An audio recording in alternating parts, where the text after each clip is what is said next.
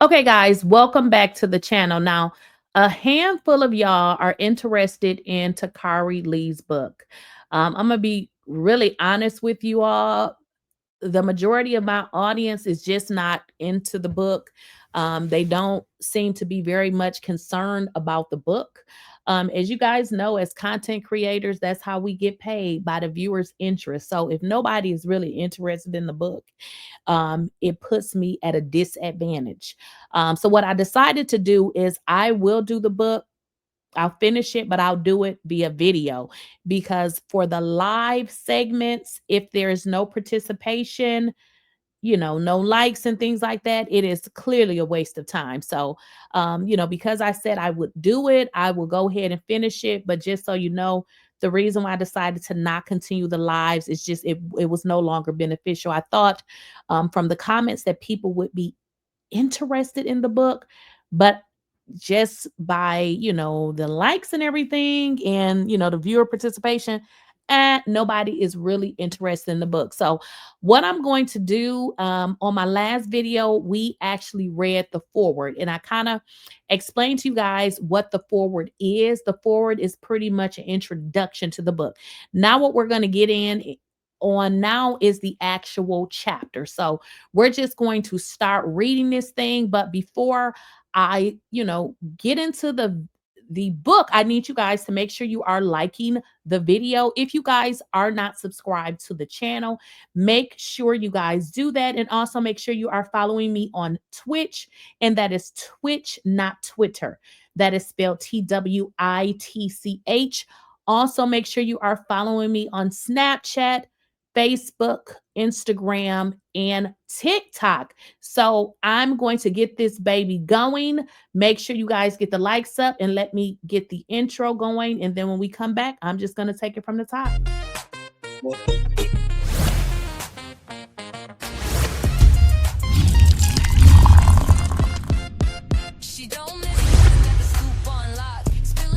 Please, I don't have any time for any gossip now. Eh? Yes. Okay, guys, so let's jump right in. Okay, so we are reading Jackiechristie from Basketball Wives. This is her daughter Takari Lee book. Now we had spoke about this, and I had explained to you guys that I had not read the book, but I am actually almost done with the book, and I am reading it live for you guys online. So we are getting into chapter 2. Now, let's start from the beginning. It says chapter 2, Legit Rich, 1992 to 1995. Just so you guys know, there was not a chapter 1, or I'm assuming her chapter 1 was the introduction, which if you guys have not saw or heard the introduction, you can check it out on my YouTube channel. I did read the introduction. So, with my father, oh, and let me just say this. This is coming from Takari Lee, the oldest daughter. So she's reflecting on her father. She said, with my father out of the picture, my mom tried hard to distance herself from that life. She was still dealing with my stepfather, but they were not officially together. I was told by a reliable source that my stepfather had approached and tried to get with my mother while she was still with my dad, but she turned him down and told him his paper wasn't long enough. He backed away but stayed in the picture. My stepfather grew up in Seattle too, so he knew of my father and his dealings. Nonetheless, he's still intrigued with his then future wife. I remember the first time I met my stepfather, Christie. I was around 3 years old, and my mother had come by my grandmother's home to pick me up and take me over to her house. It was the first time I'd ever been over to her apartment. We were only there for a little while before someone was knocking at the door. My mom went to open the door, and in walks this extremely tall man. I was always shy meeting my mother's boyfriends at first, and meeting my stepfather was no different. When he walked in, my mother and I were lying on the couch at opposite ends, and I remember trying to hide between her legs so he couldn't see me. When I peeked from underneath the cover, he said, "Hey there, what's your name?" My first impression of my stepfather was that he was very nice. His voice was warm, and I could feel he had a good energy, so my shyness slowly started to evaporate. He ended up staying a little while because I remember sitting on the floor and coloring with him. After that meeting, I did not see my stepfather again for a long time. My next memory of him isn't until my sister was born. 3 months after getting picked up by the Supersonics in 1992 NBA draft, my mother was pregnant presumptively with my stepfather's baby. My stepfather and my mom still were not together after she became pregnant because my stepfather was well aware of my mother's reputation and past. She had body, so to speak, in basketball wives terms. My stepfather knew that my mom dealt with multiple guys at the same time, and it was even suspect that my sister was the baby of another baller.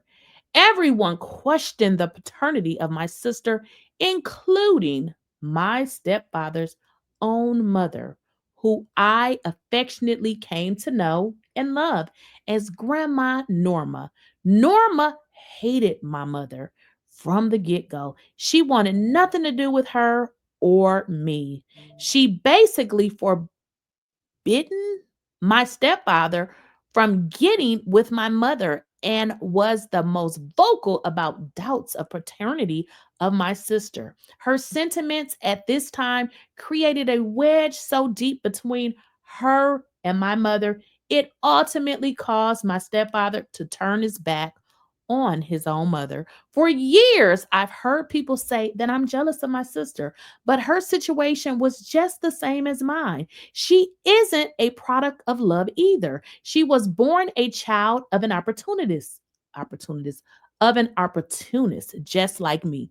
It doesn't make it better, but it does show that indeed of jealousy, I have total and utter empathy for my sister and our situation. The only difference in our situation is that she was able to tame and control her dad, which she still does today, to this day.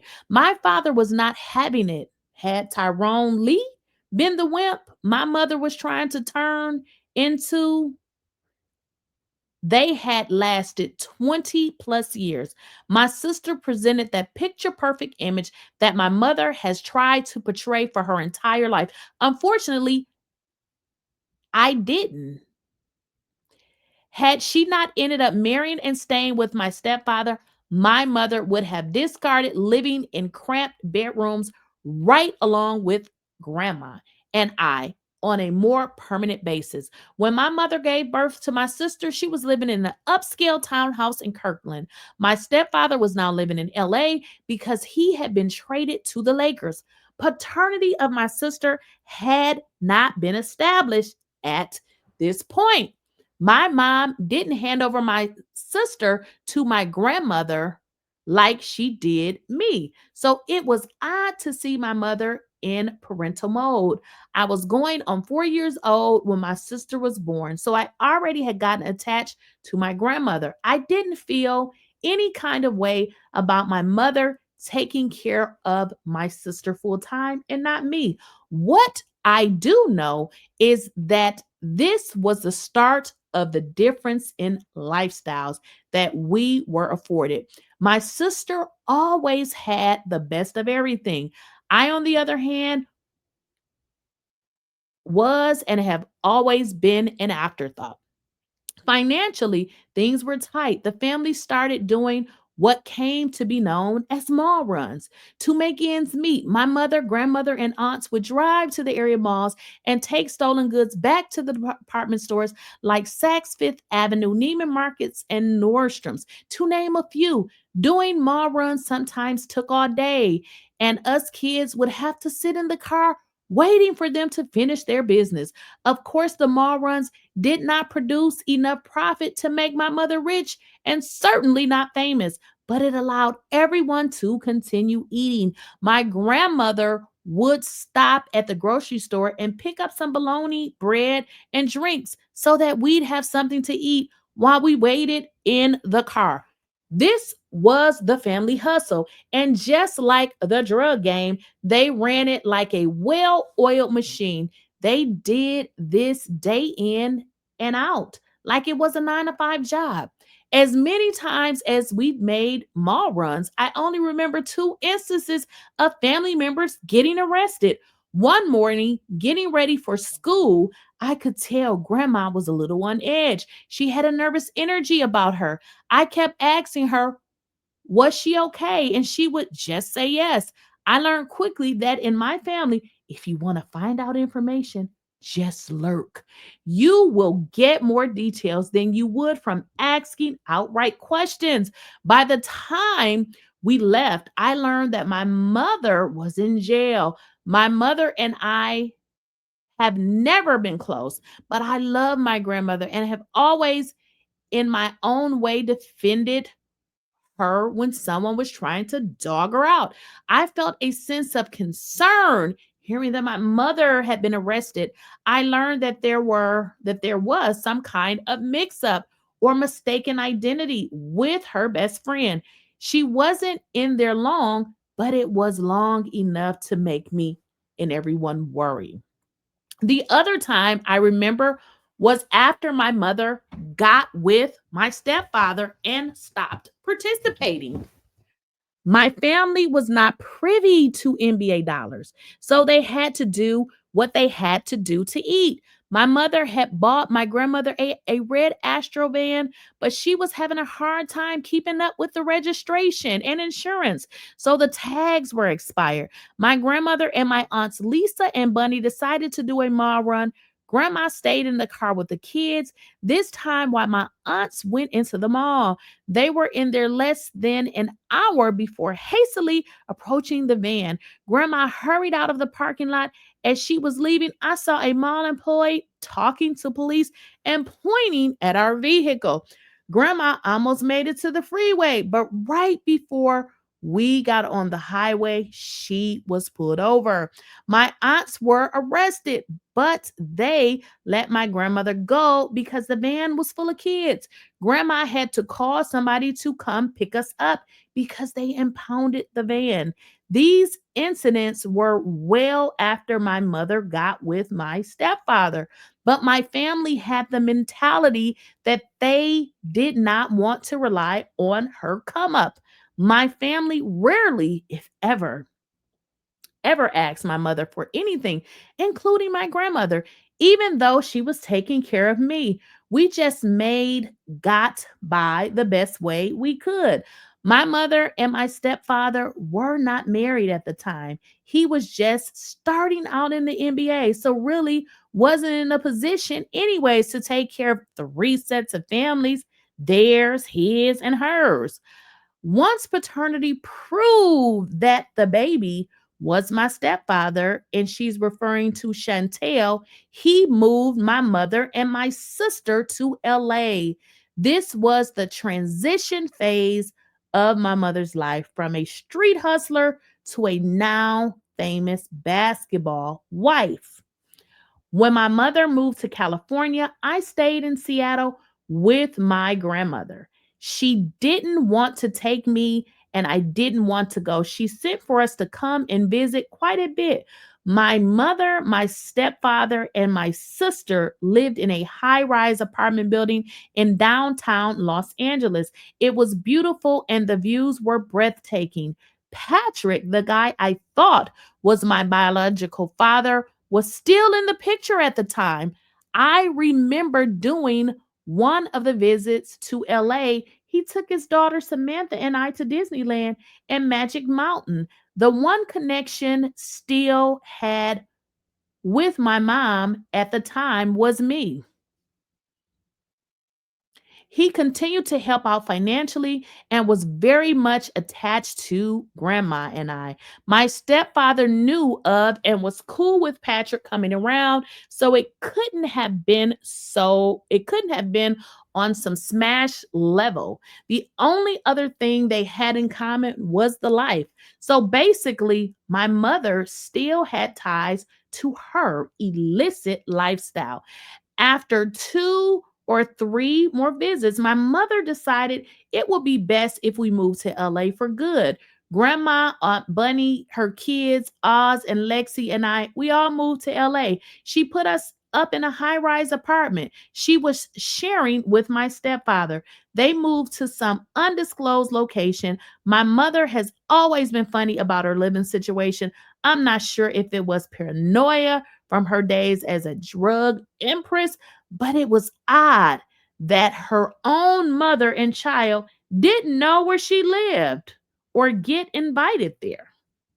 Why my mother had us up and leave our life in Seattle never made any sense to me because she really came around because she never really came around. She would drop my sister off with my grandmother occasionally, but that wasn't it. We lived in that high-rise building only for a couple months before the 1994 Northridge earthquake. The quake registered 6.7 magnitude with the epicenter in Reseda. It caused the collapse of several apartment buildings, 57 deaths, and buildings nearly 20 miles away in downtown LA where we were living. It was the first time I felt my mother's concern for anyone other than herself. She immediately found us a small house in some random LA neighborhood and we moved the same week. Even after we moved into the house, my mother still did not come around. She visited once or twice, very briefly. We didn't stay there long because there was something peculiar with that house. It never felt like a home. It felt more like a stash house where mommy dearest stashed us away. Grandma was beyond ready to go back to Washington, and so was I. Aunt Bunny and her child's father there with us most of the time, and he was always angry and abusive toward my aunt. We were always in the midst of their turmoil. Around that same time, my grandmother had gotten word that my Uncle Marlon, her youngest son, had a heart attack while driving his car and was in a bad wreck. Uncle Marlon was hospitalized in critical condition, so my grandmother decided to move us back to Seattle. In the process of making arrangements to leave and packing up the house, my uncle died. His death completely devastated my grandmother. Of course, my mother didn't understand my grandmother's need to leave, so she objected to us leaving. My grandmother still had the willpower to say no to my mother during this time, so she rented a moving truck and loaded our stuff up. My Aunt Lisa ended up flying to LA to help my grandmother drive the truck. The three of us piled into it and drove back to Seattle, where my Aunt Bunny flew back with her kids. My Uncle Marlon was laid to rest in May of 1994. I was almost 5 years old, and it was the first time I'd ever dealt with death, but it's certainly not the last. I remember being so afraid at the funeral that I had to sit on my auntie's lap the entire time. I didn't really understand death, but I sensed it to be a very eerie thing. I didn't really understand. Okay, I'm sorry. I can remember my hands being sweaty and cold at the same time. The process impacted me in such a way that the memory remains strong in my mind to this day. I'm sure no one likes them, but I really hate funerals. After my grandmother buried her baby boy, she decided to stay in Seattle. We moved into a 2-bedroom blue townhouse duplex that grandma converted into a 3-bedroom to accommodate all of us. As usual, my grandma and I shared a room. My aunt and her two daughters shared a room. Another aunt and her three daughters shared the third room. Another aunt or uncle sharing the room with me and grandma was a common occurrence. I had another aunt who lived up the street in a small apartment with her daughter. By this time, my mom didn't come around often, but I longed for her visits because I got to see my sister. I missed one of the visits she made because the upstairs neighbor was pressing my hair. And I guess it was taking too long. I remember looking out the window and seeing them getting into the car to leave, and it broke my heart. I can't imagine a day going by without my loving kids, without seeing my loving kids. The love I have in my heart for them was something I thought did not exist. I never felt it before from my own mother. My grandmother loved me unconditionally with all her heart, but there is nothing like a mother's love. I didn't feel like I was missing out on anything with the lack of love from my mother until later on in life when I was able to understand the situation. When my mother left and returned to her lavish life, grandma continued the struggle to keep a roof over our heads. There were many issues with the house we moved into upon returning to Seattle from LA. The house had a rodent problem. We had one rat that terrorized the whole family. My grandmother did everything she could do to get rid of that critter, but nothing worked because it was too slick. However, the most serious of all the problems was that we lived above an old couple who had a mentally ill son named Randy. He was black, albino, and he would act beyond crazy. His older parents were unable to control him. My mother knew this man was schizophrenic because we would tell her of his odd behaviors, but she showed no concern being for me being in that environment. One day, on a rare occasion, my mother visited our house. Crazy Randy decided to call in a bomb threat. Oh my gosh, to the police. SWAT and the police descended on that duplex like we were all terrorists, trying to blow up the Squamish River Hill Steel Bridge. My mother was livid because they locked down the entire house. She could not leave when she wanted to. We told her other stories of Randy's behavior, but it never made a difference to her until she got caught up in his crazy. My mother still had a front store in Blood Valley. It's a Starbucks now, but she let us stay in the back of the store until the rat situation was rectified for a few days. I remember while being in the store then and on many other occasions, my mother and my stepfather and whomever else they brought with them coming in and conducting business. As I mentioned before, my family was the type to always talk openly and freely around the kids, but on these occasions everything was so private and secretive. They would go into one part of the store while the kids were in another and do whatever they came in there to do. Since my stepfather was playing in the NBA, some familiar faces passed through the store, one with the current general manager of the Sacramento Kings. I used to love those times because they would always try to distract us kids by giving us money to go get ice cream or McDonald's. After my grandmother called the exterminator who found the dead rat and Crazy Randy was taken into custody, we went back into our duplex. My mother was back in LA, so life was back to normal as the way I knew it to be. Grandma and my aunties continued on doing what they had to do to make ends meet while I continued on happy, content, and at peace in the comfort of my grandmother's care. My mother and stepfather found their first home together in Federal Way, Washington. It was a modest three-story home located in a cute neighborhood in on the hill. My stepfather was playing for the Lakers, but in the process of being traded to New York, so they were not at the Federal Way house often. The first time I stepped foot in the house on the hill, my sister was turning 2 years old. I remember getting ready for her birthday party with all my cousins at grandma's house. Everyone in the family was excited to be leaving our rundown, roach infested shack to go visit my mother and sister in their brand new house, if only for a few hours. While I walked into the house, I did not feel like it was home.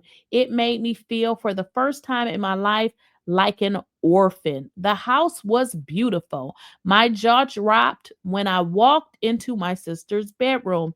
It was pink everywhere. Everything was nicely decorated just for a little girl. I had never seen or been in a bedroom that pretty before. I was accustomed to my grandmother's overcrowded, cluttered with stuff for the multiple residences we rented. The Kirkland townhouse planted the seed, but the house on the hill solidified that my sister and I definitely lived in two separate worlds. Seeing that beautiful home and noticing there was no place for me created a weird feeling within me that to this day I still cannot explain. My sister had a bunk bed in her room, and I assumed one of the beds was for me. But instead of me sleeping there, it's where all of her stuffed animals were stored. It wasn't jealousy because I didn't know what that was back then. But if I had to match the situation with an emotion, it would probably be sadness. I wanted to belong there. I felt like I belonged there, but I had a small dilemma. I didn't want to leave my grandmother. If given the choice, I think I would have still chosen to stay with my grandma in our roach infested, cramped apartment. In some ways, I think if my mother had a nicely decorated room for me, I may have felt differently, but she didn't. So I was glad to leave and go back home with my grandmother, who I knew loved me for sure. Having a space for me in her nice, big, beautiful home would have at least showed me that my mother cared and wanted me to be part of her life. The fact that she had nothing special for me just reaffirmed that I felt, I'm sorry, that it reaffirmed what I felt all my life. My mother doesn't love me or want me, and my grandmother is my world. My Aunt Lynn, who I think has always envied my mom, spearheaded the best scheme of them all, which landed us our own beautiful house on the hill. It was a pink and white house with awesome views located near Lake Washington. The house was way too expensive for a broke family of scam artists. So being there, I knew was just another scam. As usual, my family members all crammed into the house. My aunt and her son Larry had the upstairs area. Grandma and I shared a bedroom that was only a little bigger than the size of a closet. We had bunk beds in the room, but of course, Grandma and I slept on the bottom bunk. My aunt turned the garage into a space for her and her kids. The house had a recreation room that was converted into an additional lodging for my aunt Stuffy and her family. Satin, my uncle, Marlon's daughter, and two cousins, Dash and LaShawn, would stay with us sometimes as well. Nobody had a legitimate job. Everybody had a hustle that brought something into the house. My aunts were still working with the Italian mafia and had increased their mall runs. We stayed in that house for about a year before all hell broke loose. One day, out of the blue, the family started packing up everything in a hurry, trying to get out of there with the quickness. The story they were telling was that one of my older male cousins was after the family, trying to kill everybody. Several years following this incident, I was still afraid of that cousin. We got out of that house as quickly as possible. The family took only clothes and left most of the furniture behind. We went to a Motel 6 by the airport for a few days to figure out our next move. All my aunts decided that they needed to leave Seattle. They moved to Tacoma, which is how my family ended up there. Sometimes later, I found out that my aunt's drug use had caused them to do some shady business deals. They went on the run and the house went into foreclosure. Grandma reached out to my mother and told her what was going on in Seattle. Instead of grandma and I moving to Tacoma with the rest of the family, we moved to Federal Way into some apartments that were a 7-minute drive from the house on the hill. Moving to Federal Way was bittersweet. It was bitter because I would not get to be around the family I'd known and grown up with all my life. It was sweet because it was the first apartment that grandma and I lived in by ourselves. I remember our first night staying in the apartment before the furniture was delivered. Grandma and I made carpet angels. It was so plush. It was as if we really did die and go to heaven as we flung our arms and legs back and forth. For once, I thought my mother was finally taking some responsibility for me. She is doing it in a way that I get to have the best of both worlds. I get to keep living with my grandma, but in a place that was comfortable and cozy. It was no house on the hill, but it didn't matter. It was enough for grandma and I. Living in Federal Way, I quickly came to realize that living in this nice apartment came with a catch. Just when I started to believe that my mother had a beating heart in that chest of hers, she proved me wrong. It became abundantly clear while living in Federal Way that my mother hated me and everything about me. Moving there was never about being close to me, it was about her wants and needs. My mom benefited a lot from grandma and I, living right down the street from her. Not being around my mom all the time allowed me to believe whatever I wanted to believe about her treating me differently than she treated my sister. But now that I was living in Federal Way, her actions superseded anything my imagination could conjure. The truth was way more painful and sinister than my own imaginary theories. Now we are about 33 minutes in. I'm going to go another 30 minutes. Make sure you guys are liking the video. So we're going to go ahead and get into chapter 3, the transition 1995 to 2000. The first 2 years after my stepfather was traded to the Toronto Raptors, I started seeing less and less of my mother. I preferred it that way. My mother made sure my stepfather was her main priority, and my grandmother continued to make sure I was hers. It's no secret my mother's relationship with my stepfather was more important than anything or anyone. When I think about her lack of parenting, I could not agree more. My mother continued paying the rent at our apartment, but by no means does anything come for free in life. Nothing was even free. For my grandmother, who had taken care of me all my life, my mother has always interacted with people like she was making a business transaction. I don't recall many occasions that she just casually hung out. My mother viewed our family like a business. Everything she did for anyone in our family was like a contractual agreement. Everyone accepted the help my mother was offering for the most part, but they knew she would be seeking a return on her investment, but in the form of a favor, not dollars. Everyone felt like they owed my mother something and was always indebted to her.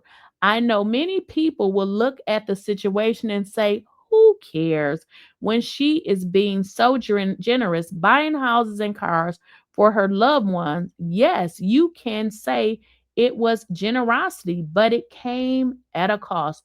For instance, if my mother bought one of my aunts something, she acted like they owed her the world. That was how she was always able to get my grandmother and aunts to do whatever she asked them to do. Grandma and I fell into a routine mandated by my mother. While living in Federal Way, it started her role as housekeeper and my stepfather's role as my personal trainer. My mother and her family were only in Federal Way during the NBA offseason. That means they could arrive as early as April or as late as June, depending on whether or not my stepfather's team made the playoffs. I used to call those the hell months because grandma's life and mine were a living hell. We were always trying to cater to the people in the house on the hill. There is also around, I'm sorry, this is also around the time the mental anguish suffered by both myself and my grandmother began. I was 6 or 7. It was almost a daily routine when we lived down the street from my mother and stepfather for my grandma and I to stop by in the mornings before school to clean their house and cook them breakfast. Grandma and I would serve them breakfast in bed. We would then have to collect all their garbage and dispose of it in the dumpsters at our apartment complex. I was 7 years old, vacuuming my mother's floors in a house I didn't even live in yet. I wasn't required to do so, but to help lighten the load for my grandmother, I often did while she prepared breakfast for the first family. She called in Jackie, Doug, and Chantel, the first family. I remember one day vacuuming the hallway right outside my mother's bedroom. I accidentally bumped her door a few times and she finally opened it. Wait, car, I didn't know you knew how to do that. My mother was tickled pink that I knew how to use a vacuum cleaner. Living under my mother's living under my grandmother's roof, everybody had responsibilities. The adults were out hustling their way into some cash, while the kids and my grandmother took on most of the domestic duties. I learned how to cook by watching my grandma. By the time Derek and I moved into our first apartment, I was good at it. Grandma would drop me off at school, and I have to sit outside all day until I got it. Wait a minute, let me reread that. Grandma would drop me off at school and I have to sit outside all day until I got it.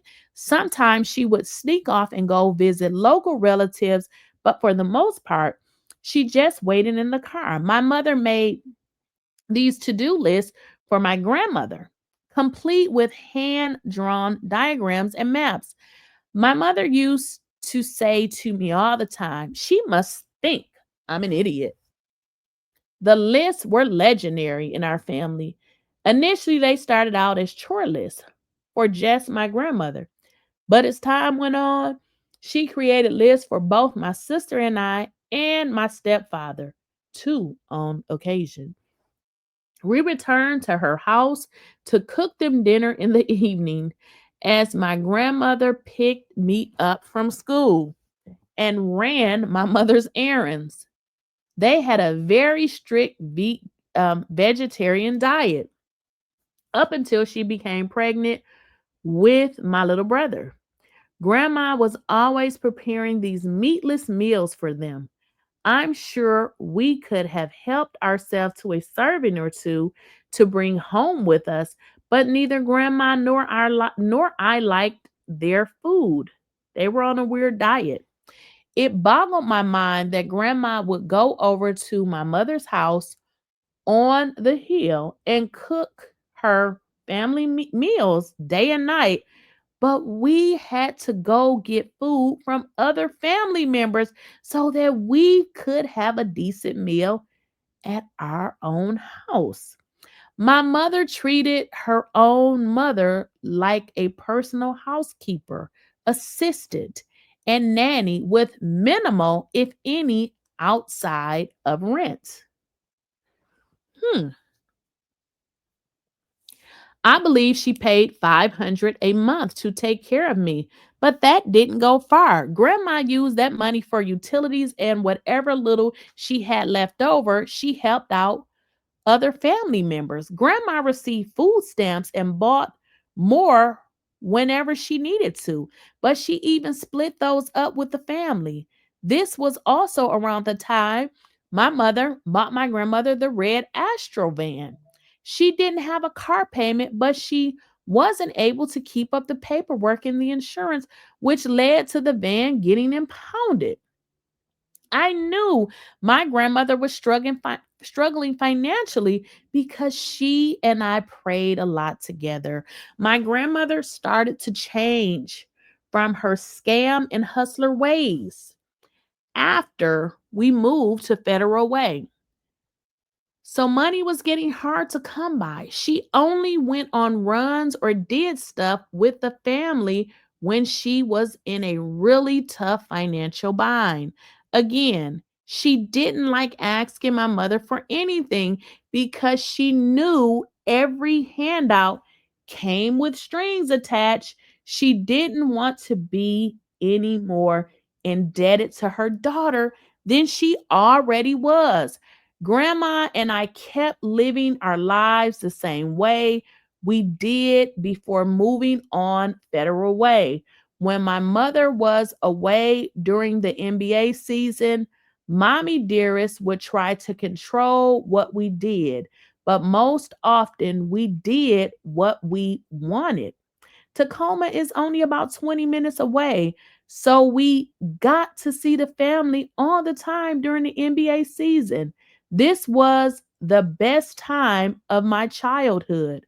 We got to stay over at my aunt's and cousin's house, and they got to stay at ours with no dictation from when or who, why for my mother.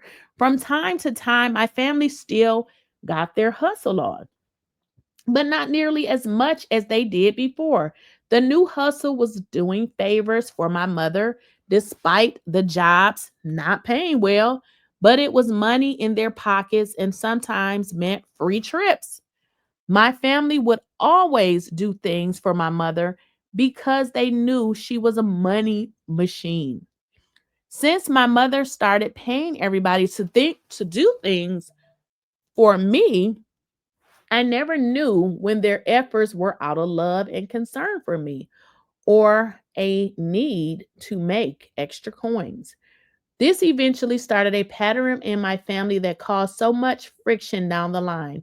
Still to this day, there are resentments that exist from my mother bribing my family members and turning us against one another. Living in a different country, which was Canada, was getting to my mom. So she sent for various friends and family members to come out and visit all the time. Nobody ever said no to her. While everyone competed with each other to be the one to get invited, Grandma and I absolutely hated going to visit my mom in Toronto. She would send for us every few months, and we would stay at least 2 weeks at a time. I guess the reason we hated going and everyone else loved it was because they had free will to do what they wanted and enjoy the trip. We did not. Going to Toronto was like going to boot camp for 2 weeks. My mother dictated every moment of our being there while relentlessly criticizing Grandma and I the entire time. One particular time, I remember going to visit my mother, sister, and stepfather in Toronto. My mother cried upon seeing me. "Look at her, mommy. She's huge," she yelled at my mother. "What are you feeding her? You are ruining my child," she continued. Needless to say, that visit did not go well. This was the part of the most torturous part of my childhood. The workouts and apple cider vinegar. I was about 6 years old when my mother took me into the kitchen and explained the new weight loss miracle solution to us. She put some on a spoon with a dab of honey and had me drink it. I thought I would die because it tasted so bad. My mother would turn her nose up at me every time I was near her during that visit. She'd say I smelled like cheeseburgers. After that, I was not allowed to bring any clothes when I came to visit because my mother said they smelled like cheeseburgers. Grandma and I were both put on a strict diet. She immediately sent Clayton, the concierge, to pick up come lean cuisines. I think she means to pick up some lean cuisines. I had no idea what those were until I had my very first one. Of course, the diet only lasted for as long as the visit. When we returned to Washington, we went right back to eating whatever we wanted. My grandmother made the best fried chicken in the world. I felt absolutely no shame when I would lick my fingers after eating a piece. I could still hear my mother's animated voice in my head. "Oh my God, mom, she is huge." I would just smile and think I enjoyed the chicken even more because of it. I can't make light of the cheeseburger comment though. That really hurt my feelings. Our life in the apartment was so different than how we lived when we went to visit my mother in Canada. They lived in Queens, Quay Terminal, located on the harborfront lake of Ontario in a spacious luxury two-bedroom condominium. It had an elegant lacquered two-tone nef kitchen with floating islands, coffered ceilings, hardwood floors, halogen lights. The building had 24-hour concierge and all kinds of other rich people, amenities, and services. Grandma and I didn't get a chance to get out and explore the mall that was located right beneath the building or stroll through Rogers Center. We had a very strict itinerary that revolved around the NBA. Despite all the opulence and luxury we were shrouded in, Grandma and I couldn't wait to return to our humble abode. When we get back home, we were met with darkness one or two occasions because our lights will be turned off due to Grandma's inability to pay the bill. When my mother and her family returned home during the off season, I was still huge because nobody took her ridiculous diet seriously. If I'd known what was in store for me when she got back to the States, I would have definitely went on a juice quick diet. Anything would have been better than those strenuous professional athlete style workouts that went something like incline 15, resistance 35 for 4 minutes, incline 20, resistance 40, 45, 50, 55, incline for 20 minutes. Oh my gosh. It was utterly ridiculous at 6 and 7 years old. That smirk I had eating that fried chicken haunted me for a long time. It wasn't so funny thinking about it as I ran on the treadmill. Grandma and I went right back into our roles at the house on the hill. However, the only thing that changed was that my mother added the NBA workouts for me during our evening visits.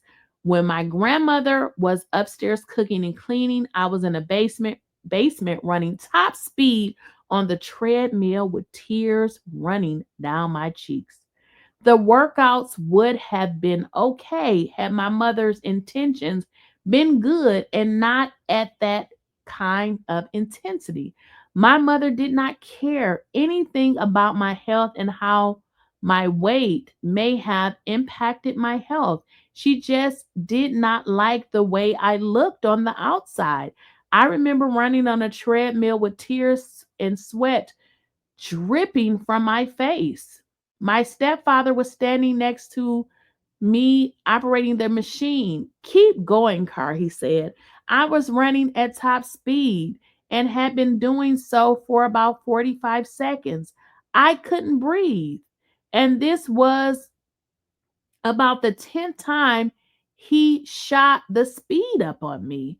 When he noticed me crying, he asked, "What's wrong?" and stopped the machine. I grabbed my chest and said, "I can't breathe." And he let me sit down for a minute. While I was sitting there trying to catch my breath, my mother walked into the room. "Honey, why isn't she running?" He explained to her that I was having difficulty breathing. And she said, "Girl, get up and get back on that treadmill." She told my stepfather to put the speed at 5.0 and let me walk, and that it was okay for me to have a light day. When I was a kid, I remember taking vacations with my family, and for the most part, they were fun. But being on vacation still did not exempt me from having to work out.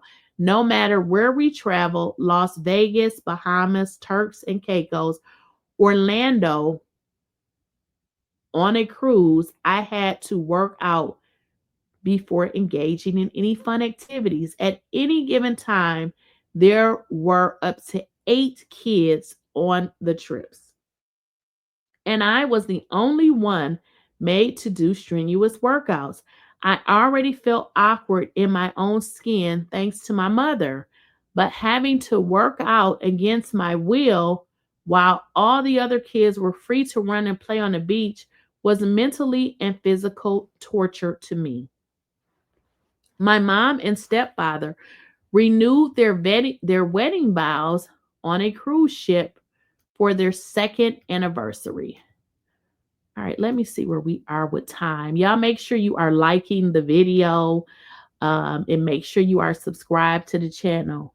Now, I really need you all to like the video because, like I said, originally a lot of people don't like these videos. So I need you all to like the video. So make sure you're doing that.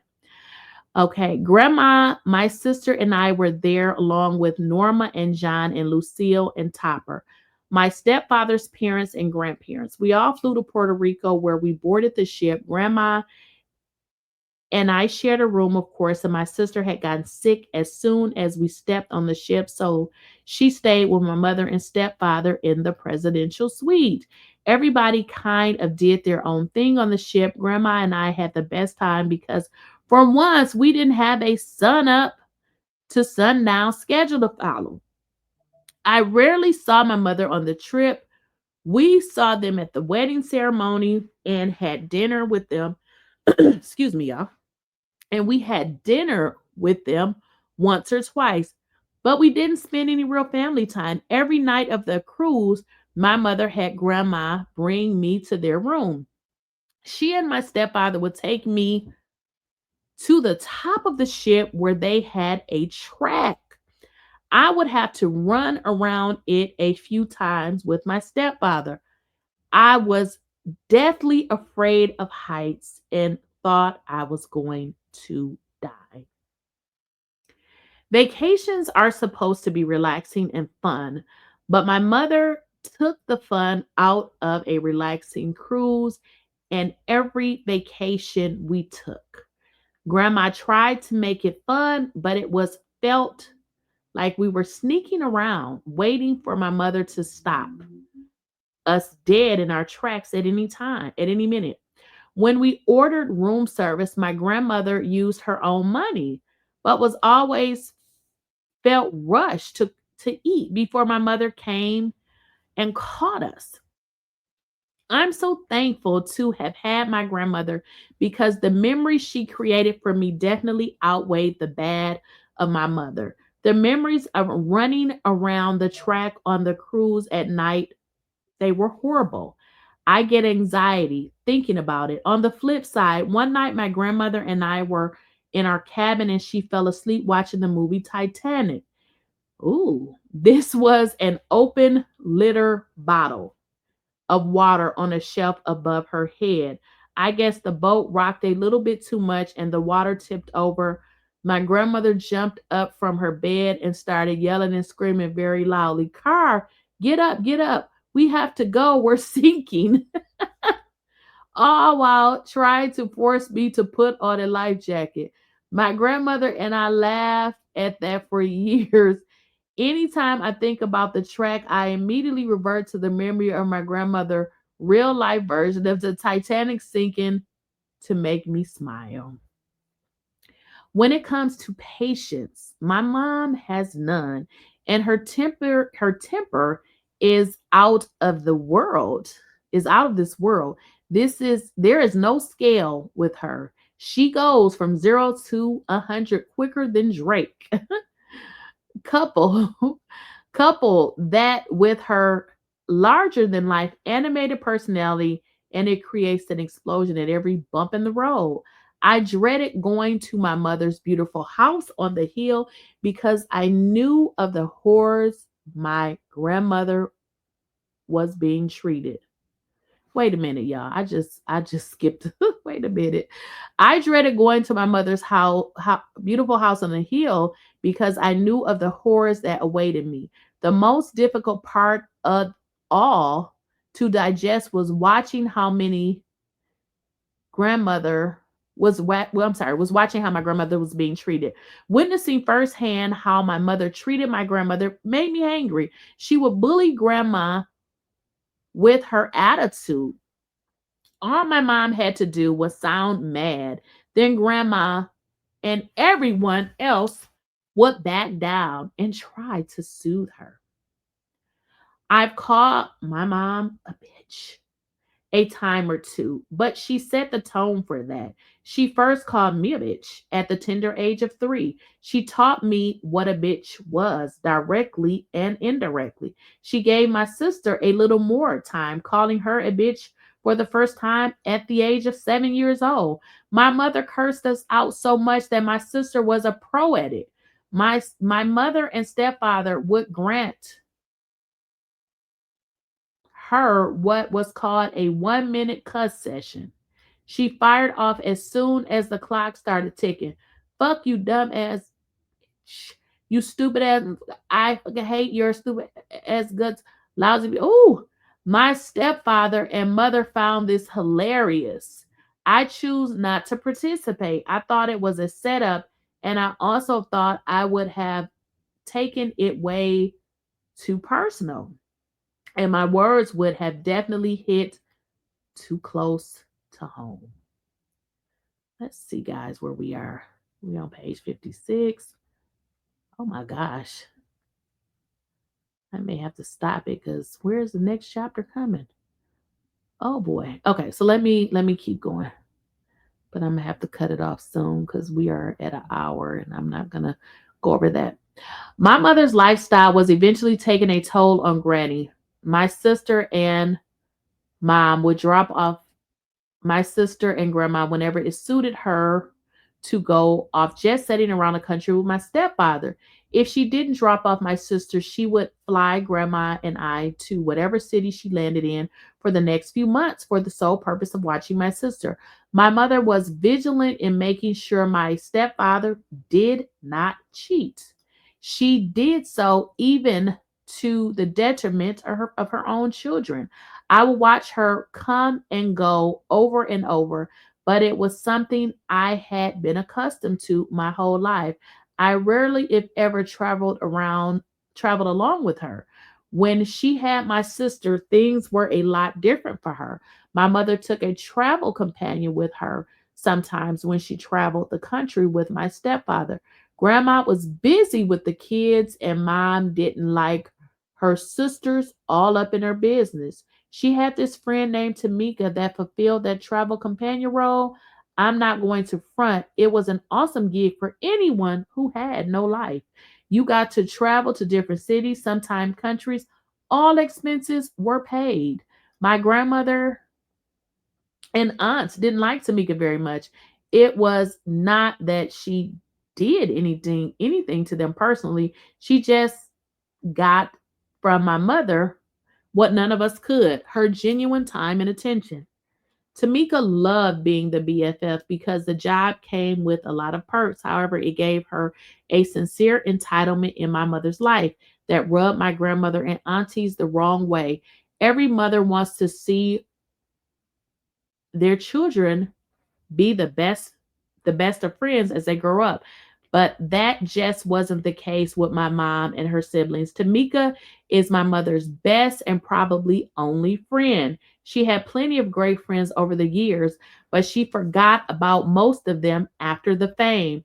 They were all beautiful women who were, and many still are part of her life.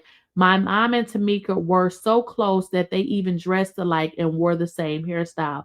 Back in the day, all the girls were cutting their hair off after seeing Haley Berry in Boomerang. My mother and Tamika had the same exact Haley Berry haircut. This is one of the things that stood out about my mother to me from back in the days. Her haircut was fly and her nails were always on fleek. My mother was wearing tips long before they were trendy, back when chicks were barely getting regular manicures. I remember my mother's nails being blinged out. Tamika has a daughter around the same age as my sister. The daughter is my grandmother's great grandchild. Tampa is the baby's mother of one of my cousins. When Tamika would travel with my mother without the kids, they were both with my grandmother and I. Now, my grandmother loved all grandkids, but Tamika is not kin to my grandmother. It seemed like that just because my sister and I were with grandma, that Tamika had the right to drop her daughter off whenever it suited them. Grandma absolutely hated it. After the 1995-96 NBA season ended, my stepfather and mom, they got married for the first time. They married on July 8th, 1996, a day that I'm sure his mother Norma wept.